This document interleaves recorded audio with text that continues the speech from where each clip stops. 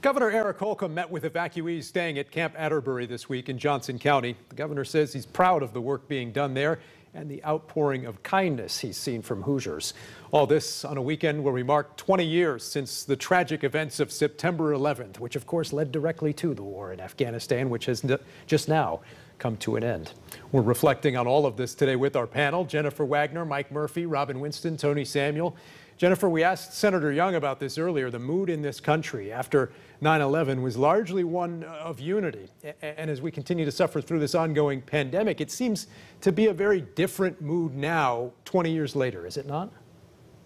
Yeah, it's kind of hard to believe, Dan, looking back 20 years on this weekend, that, we all banded together. We all trusted government. And in the weeks and months after 9/11, our government actually took away a kind of stunning number of our civil rights and our, into our freedom and our watch lists and what we were checking out from the library. And we were like, you know what, that's okay, because you're trying to keep us safe. And then you fast forward 20 years and you've got this fight over vaccines and testing for something we know is safe and will save lives. And, we're losing as many Americans every 2 days to COVID as we lost in 9/11 in the attacks on 9/11. And it's just really stunning. And it's hard to explain, especially to younger generations that didn't live through it, how we can be so divided today when we were so united back then. Mike, your thoughts? Why has this current tragedy been so much more divisive?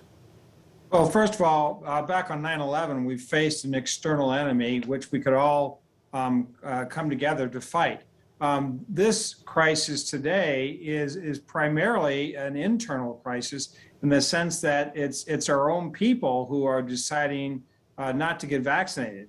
And by the way, I don't support a federal government mandate. I support convincing people to get vaccinated, but it's a very different. You can't really compare the two. Robin, your response to that?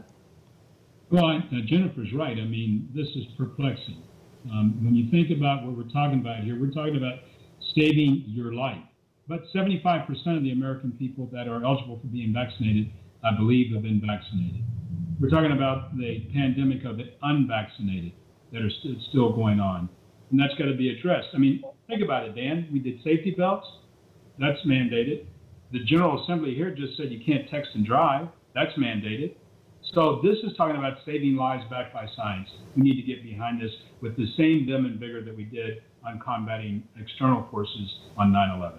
Tony, your view on what Robin said there, and what about the political impact of this announcement Thursday from the president? Well, it's an overreach.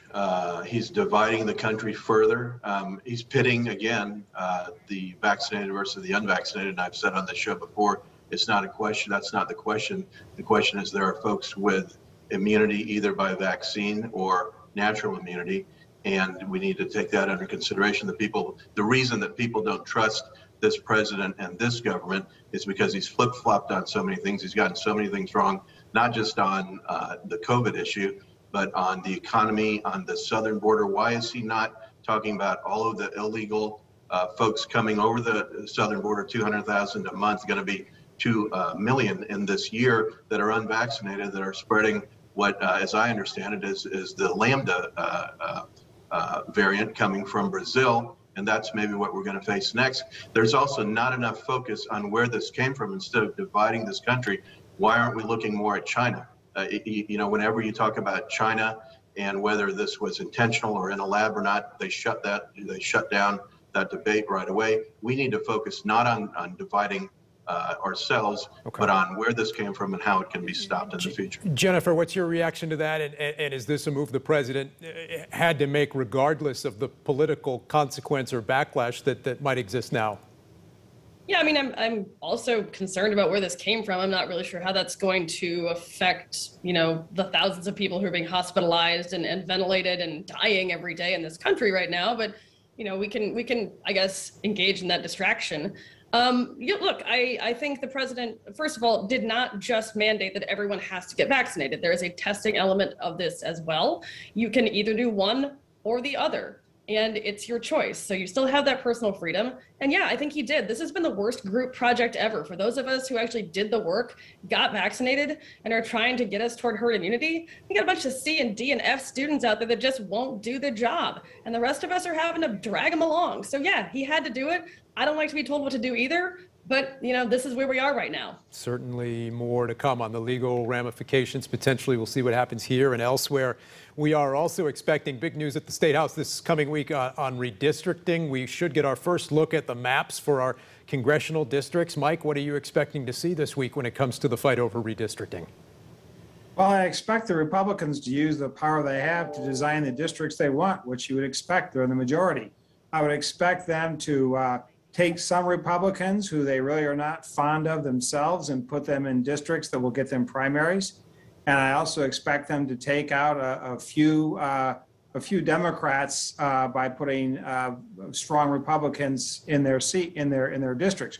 Remember, the legislative representation is collapsing toward the center of the state. That's inevitable. Lake County will lose some, for example, inevitable. So we'll just have to wait and see what maps they propose. Robin, what do you expect we'll see this week?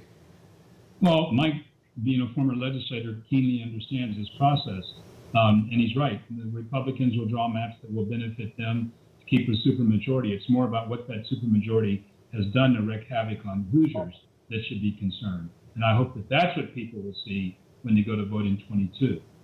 Okay. Our thanks to the panel. We appreciate your time. Coming up next this Sunday in Focus, more reflections on the 20th anniversary of 9/11 from some Hoosiers who were there helping in the aftermath. Stick around. We'll be right back.